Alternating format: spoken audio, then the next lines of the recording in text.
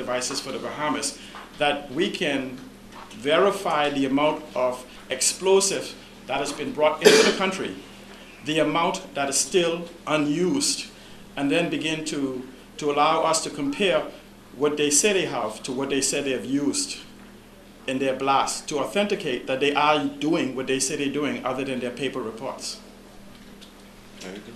The short answer is yes. But if the problem is as you're implying, what do you expect to find?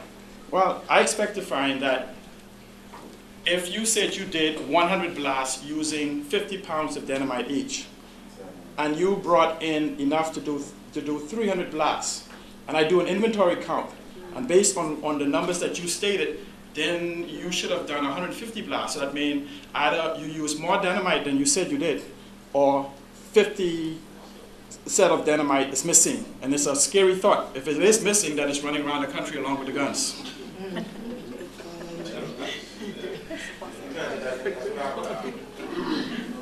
I just like to rule it out. Just regulate it. Just regulate it.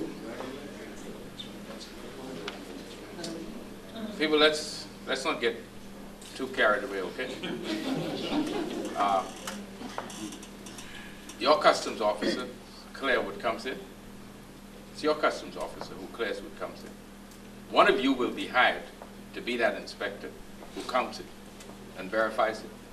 Who in here is prepared to swear to me that every customs officer tells the truth and every inspector does his job honestly?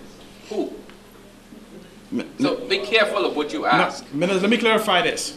I understand what you're asking, this. But Even if the customs officer doesn't count it correctly, the place they brought it from, United States, they keep a count of it. So they don't lie?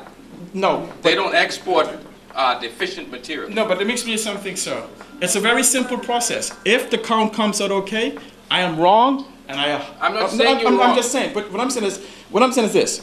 Many times, I say I use 2 spoons of sugar when I really use 3. Okay?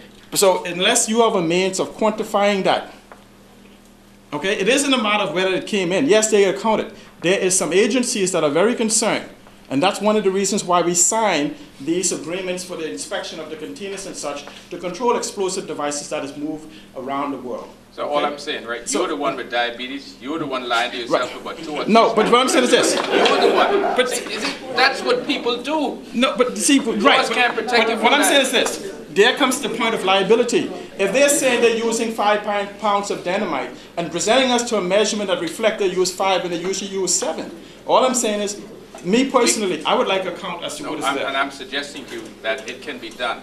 But your premise is based on the fact that somebody is sneaking or lying. No, my premise is this, Minister, that the blast level for which they're saying is not correct. That's my premise, and I'd like to be proven wrong. Mr. Russell, no more questions? 1 second, Mr. Williams. It seems as if I'm experiencing deja vu here. We've been here before, the last minister, and we were waiting for an assessment. Government change, minister change, and we're here again. Still waiting for assessment. I want to get to the bottom line. And I am hoping, I understand that you're waiting for an assessment, okay? And then you're going to make your evaluation. I am hoping that something you have heard here tonight will convince you to vote against Bahama Rock moving across the highway when the time comes. And I am hoping to see you again and not disappear like, you know, it's been happening before. Okay, so your opening remarks, I understood that there was basically nothing that could happen tonight, just hearing the concerns.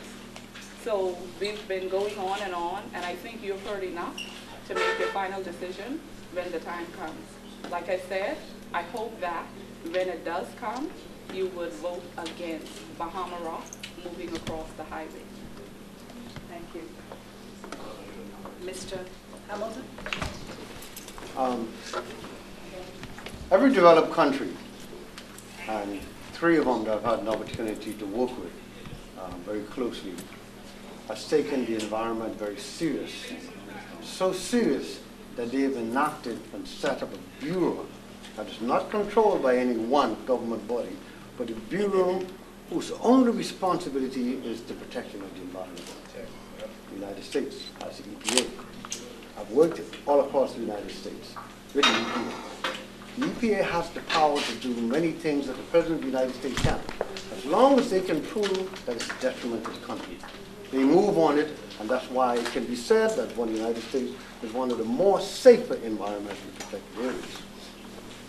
Here in the Bahamas, especially in Grand Bahama, the Hawke's Agreement has been good to both of us, those people who made money and also the Bahamas. But one thing we have to be very mindful about is the protection of our environment. Now there exists in the Port Authority an entity, an environmental entity, and I'm not sure exactly how it works. But it says that they do their own permitting, they do their own regulation, they have their own way of doing things. I don't know how to report to the government, but I say this. This land still belongs to us as the Bahamians. While we are renting or leasing it to them, it is our responsibility to ensure that this land remains free and clear and clean for our great-grandchildren. And the only way we can do that is if we set an entity above the Port Authority as far as environment is concerned and said, no, this is what we want to have done. And unless we are able to do that and look out for our concerns, we will be here and here, going around in circles again, because we are not controlling our environmental destiny. The gentleman here made a very important point, which many of us fail to see.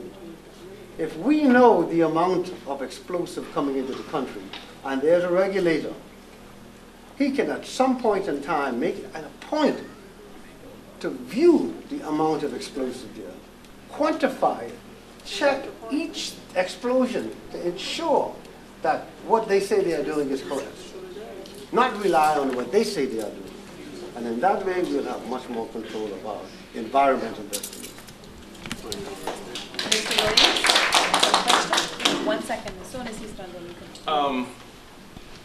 Like the gentleman said, I think the whole purpose of his statement was the fact that we are convinced that Bahama Rock has not been truthful from the beginning. They have lied on what their readings are. They have lied on how much explosive they're using. They have lied on whether or not they found caves in the area and all of this other stuff. They have not been very truthful on any of those matters.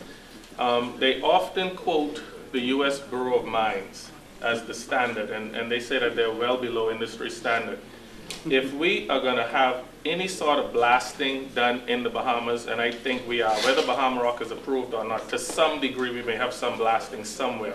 And if we're going to have any sort of blasting done, I think we need to develop our own standards, because we are definitely unique. And we don't need to be using standards that were developed in places that are completely different, with a completely different makeup, and they're not on a table, they're not limestone, they're not. So we don't need to be using those standards. We need standards that are developed, that are unique to us, because we are indeed unique. Exclusively Bahamian. Question?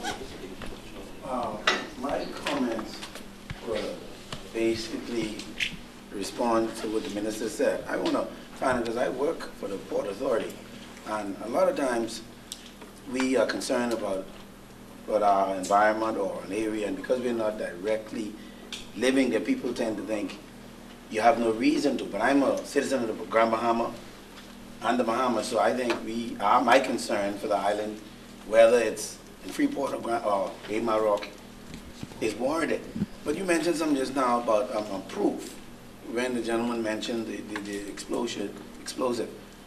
And you said with BEC, they damage, we know their power hikes damage properties, but proving it.